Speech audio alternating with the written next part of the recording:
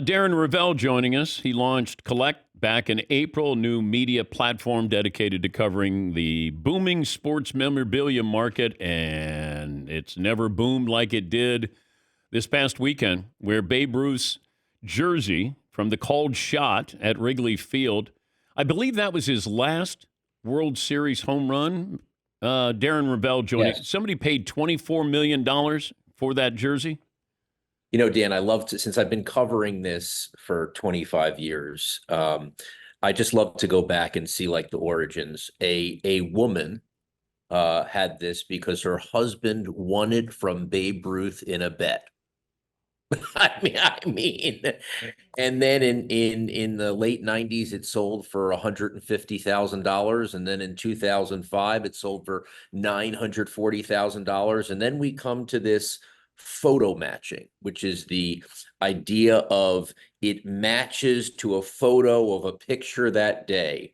And so it was always a 1930 Babe Ruth jersey up until the point where, wait a second, the buttons match, and it looks like it's matching from the pregame photo, Wrigley Field, Game 3 of the 1932 World Series.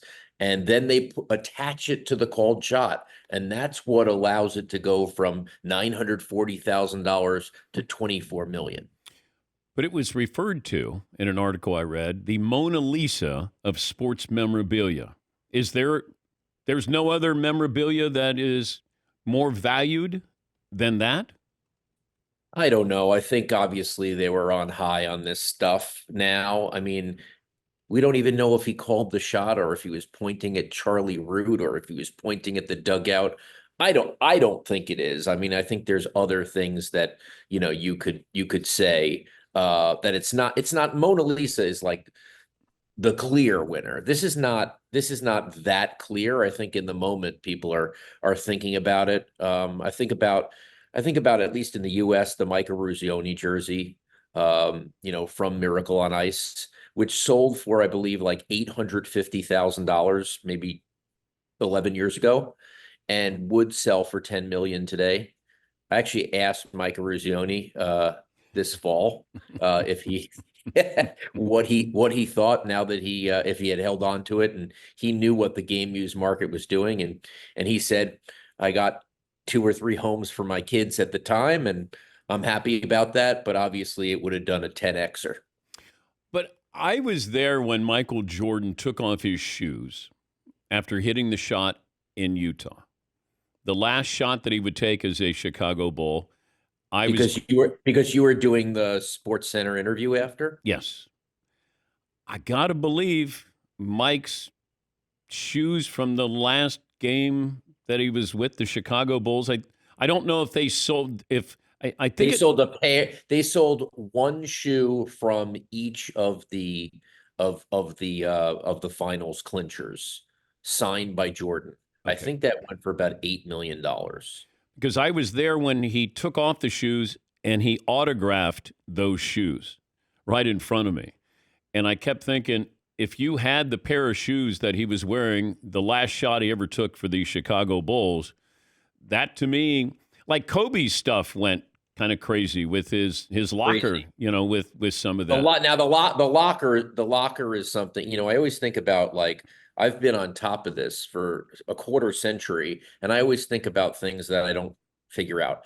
Lockers have never had any value. I mean, they just haven't. They're just, and this was not like a fancy locker. This is just like a piece of wood where you put a jersey in.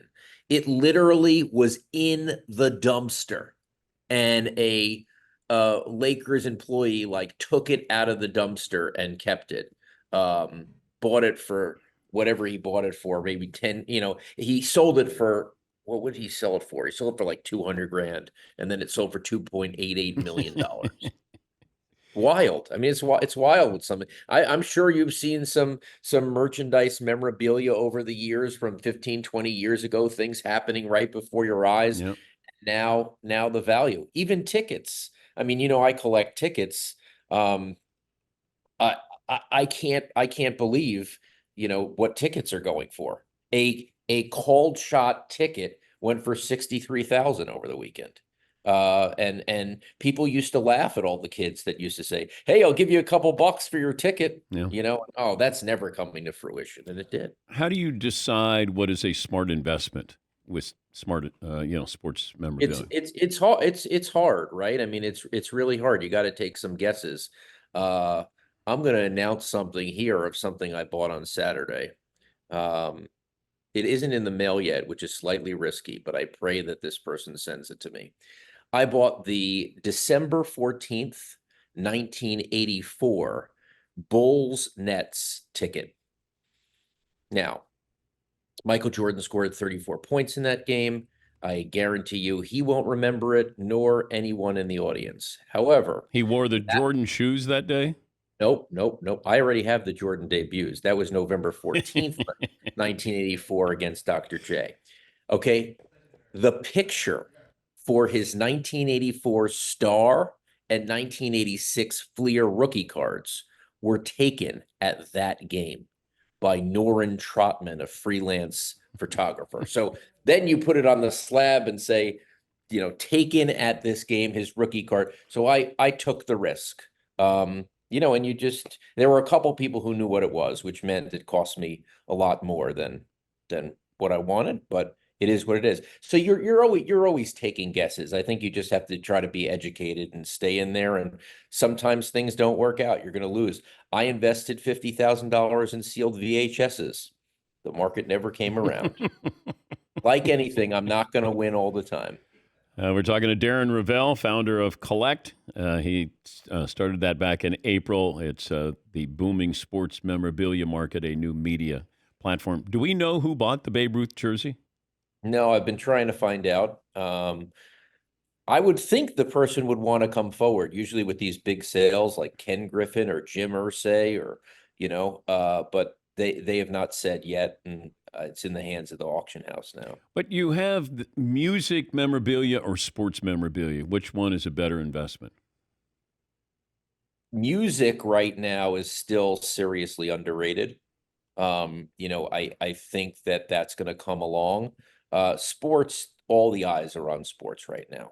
So if you can get a great piece of music memorabilia, I think, for example, the Beatles are at the top, but I still think they're undervalued, which is crazy. But you have two of the four still alive.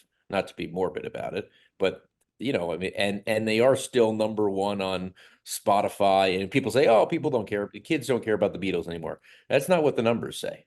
So I think music is definitely undervalued. Even the Beatles, that is the most coveted. I have a autographed guitar from the Eagles. Okay, was the guitar used at all? I don't think so. It was used. It was used by my son to learn how to play guitar. Now, keep in mind they had an Arnold Palmer putter that they were using. I didn't know they were using. Wayne Gretzky's skates. I think they were cutting carrots one night with him.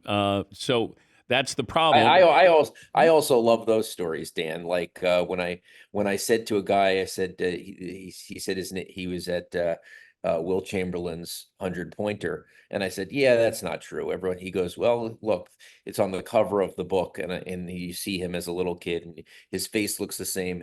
And I said, so why didn't you get something? He goes, oh, we did. My friend ran out with the ball, and I'm like, okay, so the ball has not surfaced. He said, I mean, we played with it for 7 years.